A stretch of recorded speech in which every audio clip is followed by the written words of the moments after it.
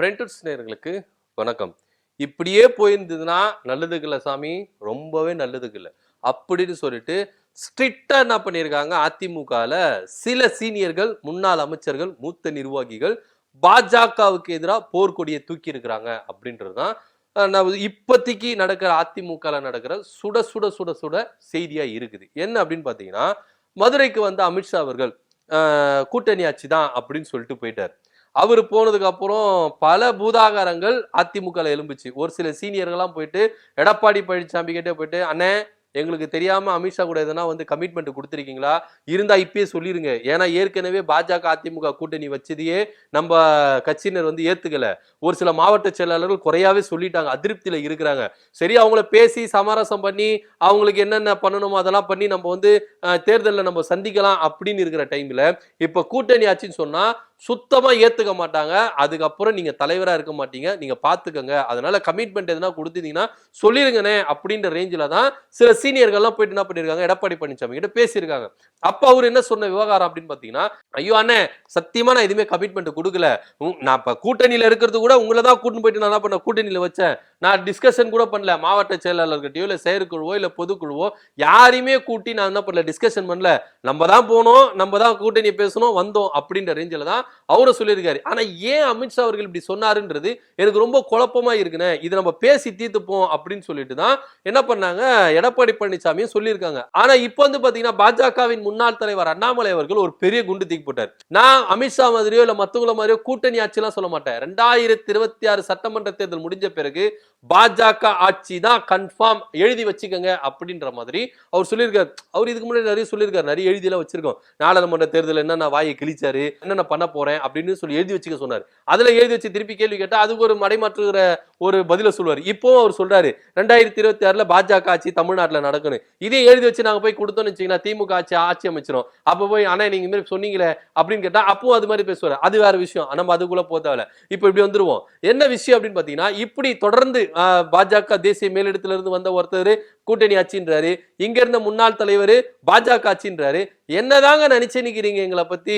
ஒருத்தர் இறங்கி வந்துட்டா உங்களுக்கு போதுமே, அப்படியே ரொம்ப நீங்க மேல ஏறி ஆட்சியை பிடிச்சிருவீங்களே அப்படின்ற ரேஞ்சில தான் எடப்பாடி பழனிசாமி கொந்தளிச்சிருக்குதான் நம்மளுக்கு தகவல் வந்திருக்கு.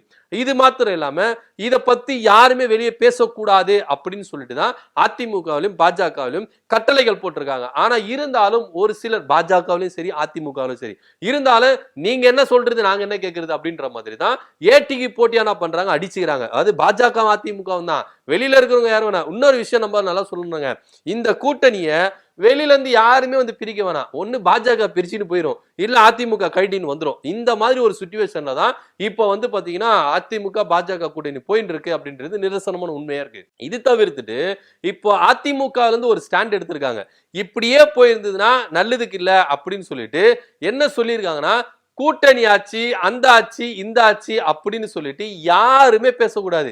மீண்டும் மீண்டும் பேசினீங்கன்னா நாங்க பாஜக இருந்து கழட்டிட்டு போயிருவோம் அப்படின்ற ஒரு ஸ்டாண்டுக்கு எடப்பாடி பழனிசாமி வந்துட்டாகவும், இதுக்கு பின்னாடி சில சீனியர்களும் முன்னாள் அமைச்சர்களும் மூத்த தலைவர்களும் இருந்து எடப்பாடி பழனிசாமியை பேச வச்சதாக தகவல் வந்துட்டு இருக்கு. ஆனா உண்மையிலே பாத்தீங்கன்னா அதிமுகல சில சலசலப்புகள் இருக்கதான் செய்தி. அது எல்லாமே இல்லவே இல்லை. ஏன்னா தெல்ல தெளிவா தெரியுது, எப்ப இவங்க பாஜக கூட கூட்டணி அப்படின்னு சொன்னாங்களோ அப்பத்துல இருந்தே நிறைய சலசலப்புகள் இருக்கு. ஏன்னா 2021 சட்டமன்ற தேர்தலை நினைச்சு பார்த்தாலே இவங்களுக்கு அடி வயிறு எரியுது. ஏன் அப்படின்னு பாத்தீங்கன்னா, அப்போ பாஜக கூட கூட்டணி வச்சதுனால நம்ம தோத்தோம். ஏங்க கிட்ட தோத்தங்க அப்படின்ற ரேஞ்சில தான் அதிமுக தொண்டர்கள் என்ன பண்றாங்க, தன்னுடைய குறைகளை என்ன பண்றாங்க, கொந்தளிப்பை கொப்பளிக்கிறாங்க. ஆனா இப்ப திரும்பவும் 2026 சட்டமன்ற தேர்தலில் நீங்க கூட்டணி வைக்கிறீங்களே, இது எந்த அளவுக்கு சாத்தியம் அப்படின்னு சொல்லிட்டு தான் இப்போ என்ன பண்றாங்க, குமுறாங்க. ஆனா இருந்தாலும் எடப்பாடி பழனிசாமியை நம்ப முடியாது.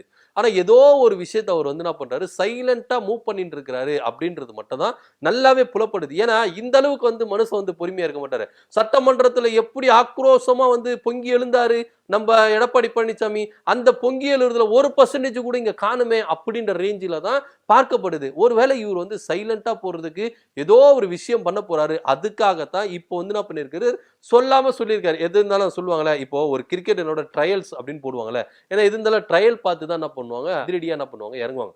ஸோ அது மாதிரி இப்போ எடப்பாடி பழனிசாமி ஒரு ட்ரையலை போட்டிருக்காரு. நீங்க இதே மாதிரி பேசினீங்கன்னா, கூட்டணி ஆச்சு கூட்டணி ஆச்சுன்னு பேசியிருந்தீங்கன்னா, நாங்க நிச்சயமா பாஜகல இருந்து விலகி போயிருவோம், நாங்க கூட்டணியில இருக்க மாட்டோம் அப்படின்னு சொல்லிட்டு இப்போ மிரட்டுற துணிக்கு எடப்பாடி பழனிசாமி வந்துட்டாரு அப்படின்ற ரேஞ்சில தான் சொல்லப்படுது. இதுக்கு முன்னாடி பின்னாடி வந்து பாத்தீங்கன்னா நிறைய சீனியர்கள் இருக்கிறாங்க அப்படின்றதான் நிதர்சனமான உண்மையா இருக்கு. ஆனா உண்மையிலேயே அதிமுக பாஜக இருந்து பிரிஞ்சு வந்தா வெளியில இருக்கிறவங்க சந்தோஷப்படுறாங்களோ இல்லையோ, அதிமுகவினர் கொண்டாடுவாங்க. ஏன்னா இதுக்கு முன்னாடி வந்து பாத்தீங்கன்னா 2024 பாஜக கூட கூட்டணி இல்ல அப்படின்னு சொல்லிட்டு வெளியே வந்தோன்னையும் அந்தந்த மாவட்டங்கள் அங்கங்க பட்டாசுகள் வெடிக்குது, இனிப்புகள் பறக்குது, ஏகபோக கொண்டாட்டத்துல இருந்தாங்க. என்னவோ இவங்க வந்து கட்சி ஜெயிச்சிருச்ச மாதிரி. அது இந்த சட்டமன்றத்துல நாடாளுமன்றத்துல ஜெயிச்சா ஒரு ஆரவாரம் பண்ணுவாங்கல்ல ஒவ்வொரு கட்சியினரும், அது மாதிரி 2024 பாஜக கூட கூட்டணி இல்ல அப்படின்னு சொன்னோம். அந்த அளவோட டபுள் மடங்கு ஆரவாரத்தோட பட்டாசுகளை வெடித்து இனிப்புகளை கொடுத்து ஒவ்வொரு மாவட்டத்திலும் ஒவ்வொரு ஒன்றியத்திலும் ஒவ்வொரு பகுதியிலும் என்ன பண்ணாங்கன்னா கொண்டாட்டங்களை வெற்றி கொண்டாட்டங்களாவே கொண்டாட ஆரம்பிச்சிட்டாங்க. நம்மளுக்கு வெற்றி நிச்சயம், பாஜக கூட்டணியில இருந்து வெளியே வந்துட்டல நம்மளுக்கு வெற்றி நிச்சயம் அப்படின்ற ரேஞ்சில தான் இவங்களோட கொண்டாட்டங்கள் இருந்தது. ஆனா இப்போ சேர்ந்தாங்கல்ல, அப்ப பாத்தீங்கன்னா எங்குமே காணும். என்னடா இது கொண்டாடினாங்க, வெளியே வந்து கொண்டாடினாங்க, உள்ள திரும்பி உள்ள போன கொண்டாடவில்லைன்னா அப்பவே நம்ம தெரிஞ்சுக்கணும், பாஜக விட்டு வெளியே இருந்தாதான் அதிமுகவுக்கு கொண்டாட்டம். பாஜகக்குள்ள போயிட்டாங்கன்னா அவங்க கொண்டாட்டம் இல்ல, கடிவாளம் போட்ட குதிரை அப்படின்ற மாதிரி தான் அதிமுகவுடைய தொண்டர்கள் வந்து என்ன பண்றாங்க பாக்குறாங்க. சோ இந்த கடிவாளத்துல இருந்து நம்ம வெளியே வரணும்னா, பாஜக இருந்து பிரிஞ்சு வரணும்னா, பாஜக பிரிஞ்சு வர்றதுக்கும் அதிமுக பொதுச் செயலாளர் எடப்பாடி பழனிசாமி யோசிச்சுட்டே இருக்கிறார். எதனா பாயிண்ட் கிடைக்காதா, எதனா ஒரு விஷயம் புலப்படாதா, எதனா ஒரு விஷயம் கொடுத்துட்டா அதை வச்சு நம்ம என்ன பண்ணலாம், வெளியே வந்துடலாம் அப்படின்ற ரேஞ்சில தான் எடப்பாடி பழனிசாமி ஒவ்வொரு மூவியும் பாஜக கிட்ட இருந்து எதிர்பார்த்துட்டு இருக்காரு. ஏன்னா வெளியே டிவிக்கு காத்துட்டு இருக்கு, எப்போ வேணாலும் வந்து என்ன பண்ணலாம், அதிமுக வந்து நம்ம கூட கூட்டணி வைக்கலாம் சொல்லிட்டு டிவிக்கு என்ன பண்ணுது, காத்துட்டு இருக்கு. சோ அந்த ரேஞ்சில எடப்பாடி பழனிசாமி என்ன பண்றாரு, எதனா ஒரு பாயிண்ட் நம்மளுக்கு வேணும். ஏன்னா 2024 அண்ணாமலை கிடைச்சாரு, அண்ணாமலை எம்ஜிஆர் பத்தி பேசினாரு, ஜெயலலிதா பத்தி பேசினாரு, எங்க தலைவர்களை பத்தி இப்படி பேசுறாரு, இதுக்கப்புறம் கூட்டணியில இருந்தா எங்களுக்கு மரியாதை இல்ல, எங்க தொண்டர்களா பொங்கி எழுதுறாங்க, நாங்க கூட்டணியில இருந்து வெளியே வரோம் அப்படின்னு சொல்லிட்டு வந்துட்டாரு. இப்ப நயினார் நாகேந்திரன் நீங்க கை கட்ட முடியாது. ஏன்னா நயினார் நாகேந்திரன் சாஃப்டான அரசியல் எடுத்துட்டாரு. அவர் வந்து உங்களையே பகச்சிக்க மாட்டாரு, திமுகவும் பகச்சிக்க மாட்டாரு, பாஜகவும் பகச்சிக்க மாட்டாரு, எல்லாரையும் லெவலான என்ன பண்ணுவாரு, சமாளிச்சுட்டு போயிடுவாரு. அவர் அதிரடியா பேசுறதும் மாட்டாரு. சோ இப்போ வந்து என்ன பண்ணிடுறாங்கன்னா, யாரு கிட்ட இருந்து இந்த விஷயம் நம்மளுக்கு வந்து புலப்படும், எதனா ஒரு விஷயம் மாட்டிச்சுன்னா அதை வச்சு நம்ம வெளியே வந்துடலாமே அப்படின்ற ஒரு ரேஞ்சில தான் எடப்பாடி பழனிசாமி என்ன பண்றாரு, மூவ் பண்ணிட்டு இருக்காரு. இப்போ அவருக்கு ஒரு விஷயம் கிடைச்சிருக்கு, இந்த கூட்டணி ஆச்சு கூட்டணி ஆச்சு. அமித்ஷா அவர்கள் 2 வாட்டி சொல்லிட்டு போயிட்டாரு. ஆனா 2 வாட்டி சொல்லியும் கேட்காம எல்லாருமே கூட்டணி ஆச்சுன்றாங்க. இப்ப திரும்பவும் அண்ணாமலை அவர்கள் பாஜக ஆட்சி அப்படின்றாரு. கூட்டணி ஆட்சி கூட நாங்க என்ன பண்ணுவோம், ஏத்துப்போம், ஆனா பாஜக ஆட்சின்னு எப்படி சொல்லுவீங்க, அதிமுக ஆட்சி தான் அப்படின்னு சொல்லிட்டு இப்போ பகிரங்கமா ஒரு மிரட்டலை கொடுத்திருக்காரு.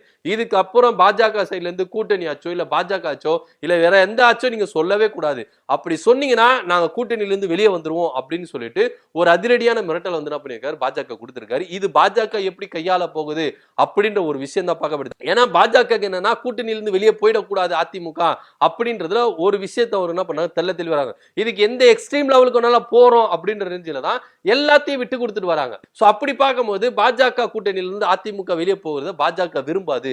சோ அதனால எல்லா விஷயத்தையும் விட்டு கொடுக்கறதுக்கு அவங்க தயாராகிட்டாங்க அப்படின்றதுதான் நிதர்சனமான உண்மையா இருக்கு. எடப்பாடி பழனிசாமி கொடுத்த இந்த அதிரடியான முடிவை பாஜக எப்படி கையாள போகுது அப்படின்றதான் நம்ம வெயிட் பண்ணி பார்க்க வேண்டிய விஷயமா இருக்கு. சோ எடப்பாடி பழனிசாமி என்ன கோவம் வந்து சொல்லியிருக்காருன்னா, இதுக்கப்புறம் கூட்டணி ஆட்சி அந்த ஆட்சி பாஜக ஆட்சின்னு யாரா சொன்னீங்கன்னா பாஜக கூட்டணியில இருந்து அதிமுக வெளியே போயிடும், அதுக்கப்புறம் நாங்க பொறுப்பு இல்லை அப்படின்னு சொல்லியிருக்காரு. இதை பத்தி நீங்க என்ன நினைக்கிறீங்க அப்படின்றத கீழே கமெண்ட் பண்ணுங்க.